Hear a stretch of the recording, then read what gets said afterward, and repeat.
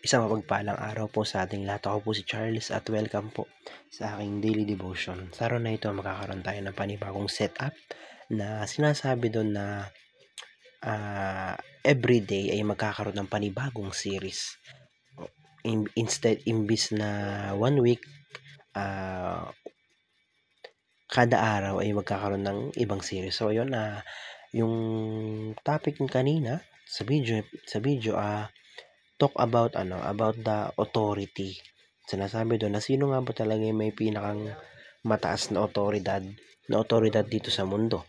Maraming authority dito sa lupa na sinasabi, merong authority sa barangay, sa Senado, Supreme Court, ganon. Pero above that, sino nga ba talaga yung may pinakamataas na otoridad sa atin or dito sa mundong ito? So Genesis chapter 1 verse 1, sinasabi rito na in the beginning God created the heaven and earth. So yun na nga, siya yung creator, siya yung gumawa ng lahat ng naandito sa lupa, siya yung lahat na nag-exist dito sa mundo ay sa kanya at siya ang gumawa. So ibig sabihin lamang nun na nasa kanya yung pinakamataas na authority, nasa kanya yung pinakang mataas na otoridad, na siya yung pinakang kumbaga sabihin natin na pinakang boss, siya yung pinakang masusunod. Na sa video na yun na sinabi doon na tayo ay mga gawa, tayo ay creation lamang ng pinakamataas ng ating Panginoon. Kaya hindi dapat tayo or hindi dapat siya or hindi dapat yung Biblia ang mag-a-adjust sa atin, na sinasabi doon na tayo dapat ang mag-adjust doon sa buhay na itinuturo ng Bible. Na yun nga, isa rin sa mga natutunan ko na hindi natin kailangan na hindi natin kailangang isipin or hindi natin kailangang hindi natin kailangang hindi naman pala pahalagahan or hindi natin kailangang literal na kaisipin yung mga bagay o yung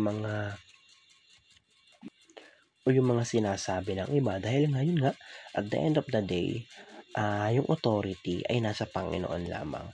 At the end of the day,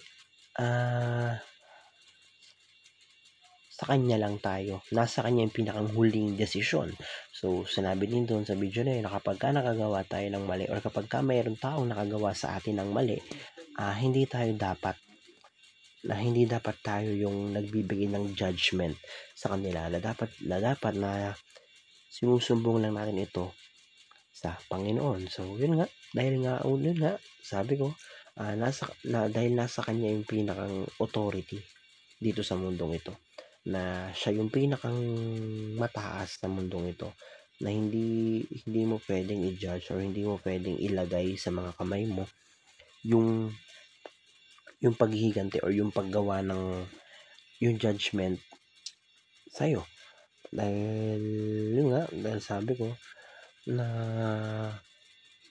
sa kanya lang yung authority, sa Panginoon lang natin yung authority. So yun nga, sabi doon, natatandaan ko na isa pa sa mga pinakang tumatak sa akin is yung let the Bible shape us.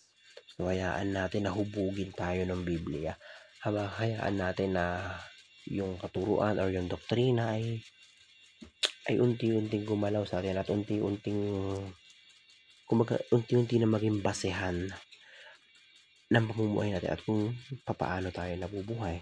So yun lamang, yun nga, sa araw na ito is lang naman, it all talk about the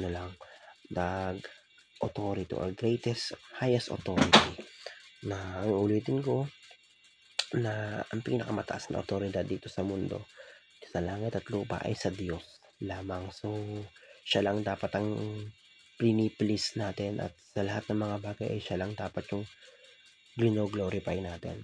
So yun lamang, napakaraming natutunan sa araw na ito. Glory to God.